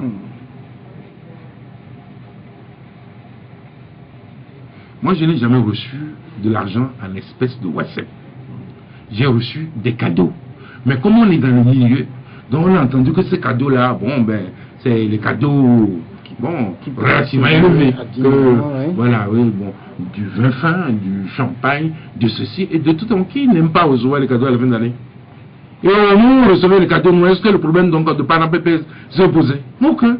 Donc c'est une entreprise, de toute façon, qui a fait du miracle, le truc qui est resté dans la brousse dans les années, bon, qui a récité l'activité économique, oui. On envoie du champagne, on envoie du vin, on envoie des sacs de voyage, on envoie ceci. Et que nous aussi, nous redistribuons à ceux qui sont autour de nous, à des gens qui sont proches de nous. Qui n'a pas reçu des cadeaux? À la Sonacom, moi, je recevais des cadeaux. Je donnais des cadeaux avec des partenaires. Au point où tout le monde le directeur général, je donne des cadeaux. Qui ne reçoit pas de cadeaux à la fin de l'année? Et donc, de toute façon, je crois que le problème ne se pose pas à ce niveau-là. Le problème ne se pose pas. Quand vous voulez analyser, du moins, quelque chose, placez-le dans son contexte. C'est aujourd'hui que, du moins, tout le monde porte un doigt accusateur sur Ouassem en disant, ah, il est dans Panama PPS. Si quelqu'un aujourd'hui, ou le décembre qui arrive, si la situation de Ouassem n'est pas clarifiée, que c'est une entreprise propre, citoyenne, qui respecte donc les lois du pays, paye du moins les impôts, si ce n'est pas clarifié, et qu'un responsable politique prend encore des cadeaux là, et je crois quand même que si on le surprend, il est obligé de donner sa démission. D'accord. Alors, on va évoluer également sur ce sujet-là, parce que vous voyez un peu, est-ce que on peut estimer aujourd'hui quand même que Ouassem vit sur une autre planète, par exemple, en termes fiscal, l'OTR qui, visiblement, semble être prise au dépourvu? Non, je pense quand même que l'OTR a du boulot maintenant. L'OTR a du boulot. Parce que c'est plus facile pour l'OTR de frapper les petits commerces, des dames qui tiennent de petites boutiques, mais il y a les gros requins qui sont là, qui nous doivent de l'argent. Non, M. Gapelli et son équipe là, c'est des gens qui sont très sérieux. Bon, je crois qu'ils ont un montant donc à atteindre. Donc on passe par tous les moyens. Qu'est-ce que j'apprenais ce midi là avant de venir ici? Qu'il y a des kiosques là qui ont été loués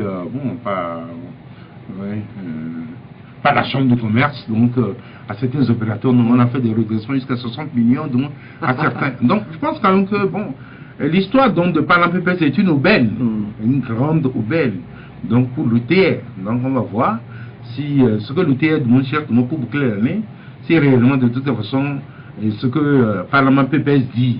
Donc si c'est réellement vrai, je crois que l'OTR trouvera suffisamment de la substance, peut-être de 2 ans, de 3 ans, de 4 ans, de 10 ans, de toute façon, en allant donc fouiller dans les chiffres de choses, si tant est que les accusations, de toute façon, dont Ouassem est victime, du moins ces accusations, du moins, sont fondées.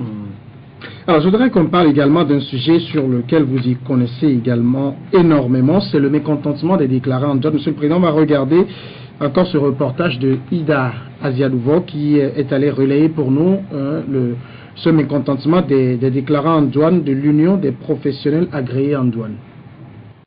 Ces professionnels agréés en douane ici rassemblés comptent informer l'opinion publique de leur décision de surseoir toute activité au port autonome de Lomé à compter de ce jeudi. Principale raison, l'introduction de frais supplémentaires dénommés Terminal Handling Charge THC sur le chargement et le déchargement des conteneurs pleins à destination du Togo par Navi Togo, la société des lignes maritimes du Togo. C'est un avis qu'ils ont affiché dans leur agence et nous n'avons pas été saisis de façon formelle sur l'exploration de cette frais. Après un tête-à-tête avec le directeur du port et sa délégation et le directeur du cabinet du ministère des Transports, le ton a changé. Ils avortent la grève et optent pour des discussions. Nous sommes dans un autre registre maintenant. Nous avons listé un certain nombre de choses que nous voulons discuter. Le président citait tout à l'heure. Lorsque vous voyez un peu le fossé qu'il y a entre nous et les voisins, il y a lieu de statuer sur ce point-là.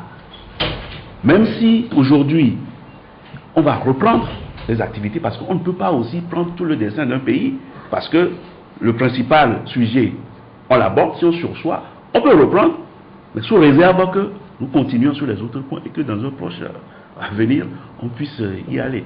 Si on ne va pas à ces accords-là, nous sommes là. Nous reviendrons à la charge, forcément. Et le directeur du port de Ranchéria. Nous, notre travail, c'est de faire en sorte qu'il n'y ait pas de bruit de mouvement autour du port. Parce que les activités n'aiment pas le désordre. Donc, si nous sommes venus, c'est pour que tout se passe dans l'ordre. C'est ce que nous sommes venus délivrer comme message. Et appuyé par les autorités pour qu'ils comprennent que les autorités sont toujours derrière eux et suivent tout ce qui se passe. Moi, je suis que le dépositaire du port. Bon, maintenant, les acteurs, nous les avons approchés en leur donnant les éléments que nous avons en notre possession pour qu'il n'y ait pas de désordre autour du port autonome de Lomé. Pour le moment, tous les acteurs concernés veulent aller à la table de négociation afin d'éviter des répercussions sur les activités du port qui tournent déjà au ralenti pour plusieurs raisons. Ces sujets sont également sur la table de discussion. Alors, M. Agbeme Kodjo, vous avez dirigé le port et aujourd'hui, ce n'est pas pour vous, peut-être pour vous flatter, mais quand on approche ceux qui ont servi sous vous, tout le monde reconnaît les capacités que vous avez apportées au port aujourd'hui, qui tournait à l'époque à plein régime. Quand vous regardez ce port-là aujourd'hui, en 2016, avec tout ce qu'on a mis comme infrastructure, et celui que vous aviez dirigé il y a peut-être 20 ans, est-ce que vous vous désolez un peu? Le contexte n'est plus le même. Néanmoins, je pense que c'est comment construire une synergie entre tous les acteurs intervenant au port pour rassurer les usagers locaux et extérieurs. Et donc nous avons créé ce que nous appelons l'Alliance pour la promotion du port autonome de Lomé, ADPL. Cette alliance part ensemble pour aller dans le Sahel, pour aller démarcher la clientèle. Ce que les transitaires ou les consignataires faisaient du moins individuellement, nous partons en équipe. Et je crois que ça a donné des résultats. Aucun segment ou acteur de cette communauté portuaire ne peut décider unilatéralement d'augmenter ses prix. Je voulais rappeler à ceux qui nous écoutent que c'est peu de choses qui déterminent la volonté d'un chargeur de faire passer de ces marchandises non pas un port plutôt qu'un autre. Donc on fait le point de ce qu'on appelle tous les coûts de passage. Si je passe par Lomé, combien ça me coûte? C'est pour ça que nous sommes sensibles également au coût du carburant. Tous les éléments, donc on regarde tout cela. Ça me coûte combien? Il le fait. Abidjan me coûte combien? Il fait le point d'Accra, Accra me coûte Téma, me coûte combien? Et Cotonou. C'est en fonction de ça. Bon, les responsables de l'autorité portuaire, comment ils sont gentils, ils sont ouverts, ils font des facilités. C'est tout cela. Au jour d'aujourd'hui, bon, on entend que tel a augmenté son prix. Est-ce que si la communauté portuaire fonctionnait, je crois que c'est le haut niveau du bureau même de l'ADPL. Quand le problème se pose, il essaie de trouver de moins une solution avant de toute façon qu'on annonce de toute façon qu'on veut organiser du moins un mouvement de grève. Donc je considère que aujourd'hui le port a pris du moins une taille du moins importante, mais pour autant la démarche pour résoudre les problèmes de toute façon est la même. Et donc quand on voyage, par exemple, il y a un problème douanier qui se pose, l'inspecteur de douane se lève et explique. Quand un problème de transit se pose, le transitaire explique. Si c'est les transporteurs, il y a un transport, il explique. Donc, tout cela, ce qui fait que le client a l'information. Il n'est pas dans le bleu. Ce qu'il paye, c'est pourquoi il paye. Et surtout, vous allez au Burkina, au Niger, c'est déjà extrêmement rigoureux. Ils vous posent des questions, vous passez au conseil de chargé. Ils sont tous là. Et ils vous posent des questions, mais vous transpirez. Non, vous transpirez. Et donc, en transpirant, ça vous oblige à vous performer pour que quand on vous pose la question, que vous soyez capable. Et c'est ça qui les rassure, ils viennent, qu'ils ont des interlocuteurs. C'est ça. Vous êtes l'auteur du slogan La passion de l'efficacité. Oui. Vous avez l'impression qu'on a toujours, ceux qui exploitent le port ont toujours cette passion-là de venir au port du Lomé. Ils ont cette passion. Parce qu'apparemment, il semble que ça se vide là. On nous vend un port à nos profondes et tout, mais les gens semblent aller ailleurs. Oui, ils vont ailleurs, c'est parce que il y a la conjonction de plusieurs problèmes à la fois. Moi, combien de fois de tout la douane n'a pas voulu du monde procéder à une augmentation sur un certain nombre de choses. J'ai dit au président, s'ils font ça, que nous allons perdre la clientèle, on les a convoqués, on dit que c'est lui qui est en contact avec eux. Mais s'il ne fait pas venir les navires, comment vous aurez demandé les sous? Attends, écoutez-le. Et donc, le gars avait son pragmatique, il n'est pas du chef de l'État. Avec son pragmatique, il dit, mais faites-le. Et c'est comme ça qu'on faisait tout fait tourner le truc. Donc, oui, il y a, écoutez, comment je dirais, toujours cette passion, donc, de faire avancer les choses. Mais je pense quand même que il faut booster tout ça avec de nouvelles énergies, voir que le TR n'augmente pas les prix. Oui, qu'il n'y a pas trop de tracas sur les gens pour repolariser les choses. Parce que, attention, attention. Il n'y a pas que les marchandises qui viennent au port seul, mais ça veut dire que l'absence du fret au port de Lomé cause des problèmes pour les transporteurs. Ceux qui ont des camions, qui ramassent les marchandises et qui vont dans l'intérieur, ils sont au chômage. Ok, les dockers, ou du moins les ouvriers qui les aident. Oui, moi j'ai dit, fermez du moins les parcs de véhicules d'occasion. Donc, une semaine à Lomé, vous ne pouvez pas vivre à Lomé. Oui, quand on a implanté, on a mis ce concept, on sait. Il y a plein de jeunes qui travaillent aujourd'hui. Moi je me demandais si on n'avait pas vu cette idée-là, comment ils vont faire aujourd'hui. Vous fermez les parcs, du moins pour une semaine, Lomé va prendre feu. Clair. Et donc, je dis ça pour dire que nous n'avons aucun intérêt à prendre des mesures, de toute façon, c'est vrai, non mesurées, non maîtrisées, pour de tout faire vider le port. Si vous faites vider le port, l'impact est énorme sur l'économie. Je vous ai dit, par rapport aux transporteurs, par rapport au portefeuille qui doit prendre la matière pour mettre dans le truc. Oui, vous privez beaucoup de gens. Donc, comment je dirais, du minimum qu'il faut, de moins sur tous les jours pour survivre. Et donc, c'est extrêmement important le port. Et donc, il faut discuter avec tous les acteurs, tous les intervenants, et faire en sorte que les opérateurs reviennent. Nous avons besoin de port qui est rempli. Un port, c'est comme quand vous rentrez dedans, il faut qu'il y ait beaucoup de gens. Mais quand c'est vide et que vous pouvez faire du rallye dedans, ça pose un problème. Mais là, on a un peu comme l'impression, comme si la direction du port n'arrivait pas à imposer ses règles. Par exemple, aux sociétés qui viennent ici, il est question du terminal handling charging qui veut augmenter des prix à sa propre guise parce que ça ne va pas là dans les caisses de l'État. Oui, c'est ce que je dis, que l'autorité portuaire doit avoir suffisamment, comment je dirais, de charisme pour dire, si vous le faites, vous allez le mettre en difficulté. Oui, pour le moment, voilà. De toute façon, peut-être que si l'autorité portuaire, elle n'est pas en difficulté, parce que quand ils ont privatisé beaucoup de choses, bon, il y a des redevances qu'on paye, et que, non, quel que soit les contrats, moi je vais trouver mes redevances, mais vous mettez l'économie en danger. Oui, et donc, l'autorité de tutelle, c'est-à-dire le ministre des Transports, le ministre des Commerces, le ministre du Commerce, tout cela, ils doivent intervenir au niveau de la direction générale du port et de l'ensemble des intervenants, ceux qui sont du moins au niveau en tout cas de la chaîne des transports là, pour dire que non, voilà, si vous continuez sur cette politique-là, vous tuez progressivement l'économie. N'oubliez pas aussi que s'il n'y a pas suffisamment de fret, la douane aussi, du monde n'enregistre pas donc suffisamment de recettes, et avec quoi de monde, mais votre budget est nourri de quoi? nouer donc des recettes fiscales, donc la douane, les impôts, ainsi de suite. Alors, dernier sujet, Monsieur le Président, l'augmentation du prix du gaz. Au moment où nous enregistrons cette émission, c'est vrai que Total a rectifié le tir et est revenu sur les anciens prix, mais le communiqué a bien précisé jusqu'à nouvel ordre et on ne sait pas à quand ces prix vont repartir à la hausse. C'est inquiétant quand même. Donc, vous savez, nous étions à la COP 21 où on parle donc d'un certain nombre de mesures, si vous voulez, donc pour sauver la planète du réchauffement. Bon, on envoie les gens donc de ne plus, du moins, en tout cas, utiliser trop de bois de chauffe. Donc, si on a un produit de substitution aujourd'hui qui permet donc aux ménages, en tout cas, donc de faire cuire, si vous voulez, leur nourriture, donc c'est le recours donc au gaz.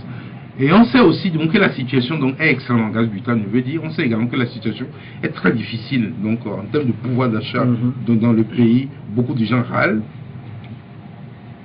Et qu'on salue l'action du gouvernement qui, bon, progressivement donc dégrève donc le prix des produits pétroliers. Si ce que vous donnez donc par la main droite, vous récupérez ça par la main gauche, en laissant Total faire ce genre de choses, je crois quand même que, en tout cas, la politique à ce niveau-là manque de cohérence et de vision. À partir de ce moment-là, moi je crois quand même que Total ne peut pas, donc dans un pays souverain et structuré comme le nôtre là, décider seul d'augmenter nos prix, alors qu'on sait que ce truc-là peut mettre des gens dans la rue. Je pense quand même que Total a des explications fournies donc au gouvernement, notamment aux autorités de tutelle. Total s'est basé sur le réagissement des prix des produits pétroliers, arguant que le gouvernement a supprimé sa subvention au gaz, sur le gaz, alors que Sodigaz, lui, ça n'a pas changé, puisque les gens utilisent beaucoup le Sodigaz et le gaz de Total. Est-ce qu'il faut craindre quand même que dans l'avenir, ça augmente? Non, déjà même, de toute façon, la poursuite de Total me dérange. Total a une solidité financière que Sodigaz n'a pas. Parce que Total est un groupe international. Il est co-français, mais il a des ramifications un peu partout. Mais cette posture m'inquiète. Si elle est trop dans le pays, est-ce que Total du moins peut résister? Si elle est trop dans le pays, on peut s'attaquer à leurs infrastructures, à leurs installations. Je ne sais pas, j'interrogerai un certain nombre du gouvernement qui sont proches de ce dossier pour savoir de toute façon qu'est-ce qui justifie cette assurance-là au niveau de Total, pour que sans consultation aucune avec les autorités politiques, que Total puisse, en tout cas, dans le cadre de ce que je peux appeler la vérité des prix, en tout cas, afficher un prix comme ça. Parce que ça pourrait dégénérer. Mais heureusement que, en tout cas, il y a eu des pompiers qui n'étaient pas loin et qui ont contribué de toute façon à stopper, voilà. C'est surtout l'éveil des organisations de défense des consommateurs qui sont montés au créneau. Ça montre aujourd'hui quand même que les gens deviennent de plus en plus vigilants sur ces droits-là. Non, il s'agit que le problème du pouvoir d'achat se pose dans la ville. J'écoute, je reçois, c'est vrai. Les gens sont limités. Certains parlent, disent qu'on ne sait pas où l'argent est parti, que l'argent ne circule pas. Donc, oui, non, il y a cette souffrance-là, déjà, morale et physique dans le pays. Donc, tout ce que nous devons faire, c'est d'éviter de monter la provocation. Et je considère que cette augmentation de l'ordre de 41%, dont on a parlé du monde dans la matinée, parce que les gens nous ont posé des questions, je crois que ça relève de la provocation. Voilà. Donc, évitons, donc, dans l'intérêt de la paix, donc évitons de ces actes-là qui, en tout cas, risquent de poser des problèmes. Alors, une dernière question sur Facebook. Croyez-vous qu'avec votre expérience et votre poids dans la politique, vous avez réellement envie d'aider le Togo à sortir de tous ces problèmes qui se multiplient un peu plus chaque jour? L'auteur de la question a la réponse dans la déclaration de mon posture. Si ça ne tenait qu'à moi, je me serais déjà jeté à l'eau pour régler un certain nombre de problèmes. Parce que ces problèmes, je les vois. Je n'ai pas le moyen de les régler pour l'instant, mais je les aurai. Un dernier mot, Monsieur le Président. Je demande au peuple togolais de rester dans l'espérance. Je sais que c'est difficile pour beaucoup de jeunes aujourd'hui. Mais je sens aussi que le moment arrive où nous allons trouver des moyens, de toute façon, de lancer des grands chantiers. Et qui pourront donc absorber beaucoup de main-d'œuvre. J'ai aussi une pensée du moins pour nos femmes du marché qui étalent donc les produits dont nous avons besoin sur le champ, mais qui n'ont pas de clients. Parce que du moins, le pouvoir d'achat de toute façon a pris du moins un coup ou de repli. L'argent va circuler, les moyens vont venir. Mais je demande aux Togolais de toute façon d'arrêter de s'auto-blâmer, d'arrêter de dire que le pays là est maudit, d'arrêter de dire que nous n'avons pas de chance de révolution ou de sortie de cette crise. Nous sommes dans l'espérance. Et je pense que dans les mois et semaines à venir, en tout cas, je souhaite que leur vie, la vie de nos compatriotes, soit colorée. Gabriel Menson à Guillaume Kodjo, merci d'avoir répondu à notre invitation. C'est plutôt moi qui vous remercie. Vous êtes le président de l'organisation pour bâtir dans l'Union un Togo solidaire et vous êtes venu échanger avec nous sur les différents sujets d'actualité. Merci à vous tous qui avez suivi un œil sur l'actualité à l'étranger. Vous étiez avec nous sur le www.lcftogo.com. Le rendez-vous, je le prends avec vous sur le dimanche à venir. Portez-vous bien.